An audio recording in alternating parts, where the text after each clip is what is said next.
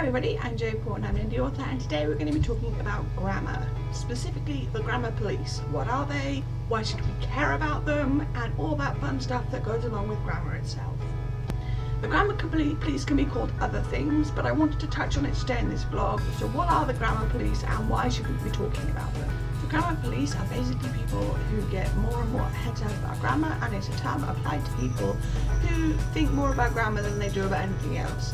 It's not always done in a polite way, and it's not always done in a kind way, and it's something as a writer that you'll come across, and you'll find some people are more grammar very focused and more grammar not focused, and that's completely okay, but that's where the term comes from. And why we should care about them is because grammar matters. So let me explain why. Number one, grammar matters. Grammar has and always will be an important issue when writing. Readers are not going to want to read books where there are obvious glaring errors. That's why editing is not optional, something I'll touch on in a moment. Grammar, as in good grammar, can be what makes or breaks your story. It's just as simple as that. As a writer, you should have a good grasp on grammar, not just because it's the tool you use, but also because it's something you should know. Just as an electrician should know why they use the wires they do, a writer should know why a comma goes there, etc, etc. Number two, finding your style. That said, there is some leeway with grammar. Part of writing is about finding your own voice, your style, and that goes for grammar too. Things like whether or not to use the Oxford comma, which is a big hoo-ha in the indie community about whether or not you do so or not. These are things that aren't a hard and fast rule, and you can draw your own decision on that. However, if you choose to do so, you need to make sure you do so consistently. Back to the Oxford comma, you can't use it in one place and not in somewhere else, because that just shows that you're not really using it right. But then that's also where an editor will come into it. Number three, it shows how you know what you're talking about. It doesn't just apply to books and your published work either.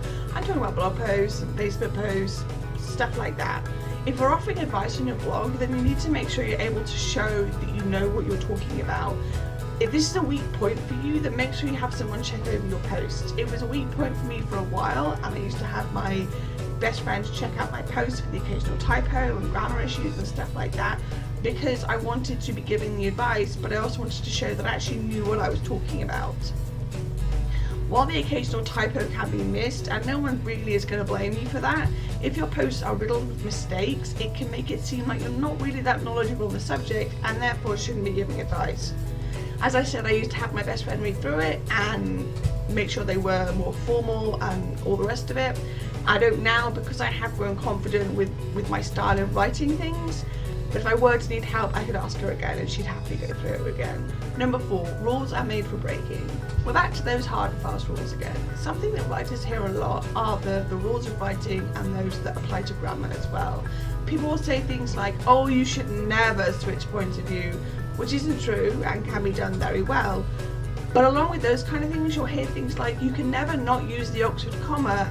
And again, this isn't all that true. Some things are rules that can be ignored, and some of it comes down to your own personal style. Part of being a writer is knowing which is which, and that's another reason why it matters to know your grammar. Number five, editing is not optional. I wanted to bring up this point again because I see it in a lot of new writers. They think that because they have a good grasp of grammar and their story is perfect as it is, the editing is optional, which it isn't. Even if the grammatical aspect of it isn't a problem for you, you still need to go through an editor. There are so many different types of edit, even if the technical aspect of writing is your strong point, there still needs to be an editing process. It's not optional, no matter who you are. And I'm not calling anyone out, I'm just stating a fact. Your work should be edited by a professional. End of, no excuses. Part of knowing and breaking the rules is that there are some things that people will say you should never do, and that kind of advice is advice you kind of want to ignore slightly. If someone is telling you that you should never ever ever do something except not have an editor, then it's generally speaking a personal choice and it may not apply to you. So keep that in mind when you're reading advice posts and you're reading advice blogs and you're writing your own. If you're using the words never do this, then unless it's something that doing so, like not hiring an editor, would have an impact on your work, it's not the best advice. Everybody has their own style, everybody has their own way of doing things, and that's okay. So that's all I've got time for today. If you want to get in touch with me, you can do so by leaving a comment down below or subscribing to my channel. I post new videos on Thursdays. Or you can find me on Facebook, on Goodreads, on Tumblr, on Twitter. My books are available everywhere. And don't forget to pre-order Dying Thoughts Exchange. And don't forget to check out Shenanigans 2018 and Bliss 2018, where I will be signing books this year, all the links to which are listed below. Thanks for watching. Bye.